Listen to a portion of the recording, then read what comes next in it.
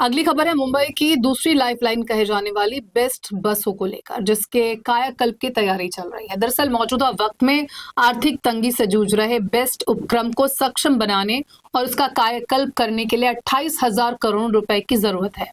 लिहाजा best transformation project के पहले लॉन्ग टर्म प्लान को मंजूरी दे दी गई है। इस प्रोजेक्ट में 22 डिपो का सिंगापुर और पेरिस बस डिपो की तरह रीडेवलपमेंट करना, रेजिडेंशियल और सोशल इंफ्रास्ट्रक्चर के साथ इंटीग्रेटेड अर्बन हब बनाना, बसों की संख्या बढ़ाना और कई अन्य चीजें इसमें शामिल हैं ताकि बेस्ट की आर्थिक स्थिति मजबूत हो सके।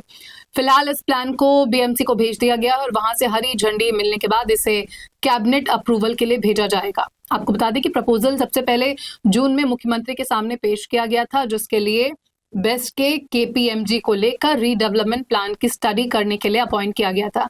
ये प्रोजेक्ट पब्लिक प्राइवेट पार्टनरशिप के तहत डिजाइन, बिल्ड, फाइनेंस और ऑपरेट और ट्रांसफर मॉडल पर लागू किया जाएगा। हालांकि ये भी स्पष्ट किया गया है कि परियोजना में शामिल सभी जमीनों का 100% स्वामित्व बेस्ट के पास ही रहेगा और किसी को भी भूमि का मालिकाना हक हस्तांतरित नहीं किया जाएगा।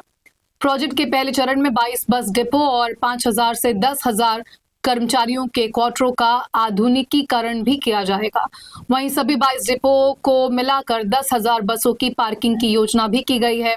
इसके अलावा स्पोर्ट्स के लिए ground, cultural centre, commercial centre, साथ ही कुछ हॉस्पिटल, गार्डन्स और स्कूल भी बनाए जाएंगे।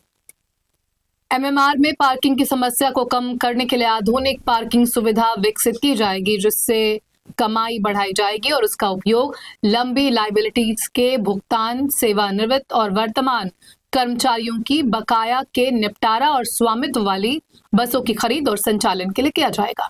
जानकारी के मुताबिक बेस्ट की वित्तीय स्थिति बेहद खराब है। करीब 7,322 करोड़ रुपए का घाटा है, जबकि 14,330 करोड़ रुपए की टोटल लायबिलिटी है। इसके अलावा 5,000 खुद की बस खरीदने, उनके संचालन और कर्मचारियों को मांगों को पूरा करने के लिए करीब 13,561 करोड़ रुपए की अतिरिक्त पैसों की जरूरत होगी। इस तरह बेस्ट को पूरी तरह स्थिर करने के लिए 28,000 करोड़ रुपए की आवश्यकता है। मौजूदा वक्त में बेस्ट के पास 2,804 बसें हैं।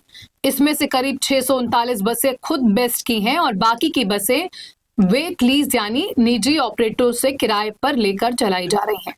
लेकिन वेट लीज मॉडल के तहत चलाई जा रही बसों पर सुरक्षा के मद्देनजर कई सवाल खड़े होते आए हैं। दरअसल हाल ही में हुए कई हादसों और तकनीकी जांचों के बाद यात्रियों की सुरक्षा पर चिंताएं काफी ज्यादा बढ़ गई हैं। बेस्ट समिति की हालिया जांच रिपोर्ट के अनुसार कुल 2,553 वेट लीज बसों में से 868 बसों में गंभीर तकनीकी खामियां पाई गई। इनमें ब्रेक का ठीक से काम न करना, एयर प्रेशर कम होना और स्टीयरिंग का जाम होना जैसी गंभीर शिकायतें भी शामिल हैं।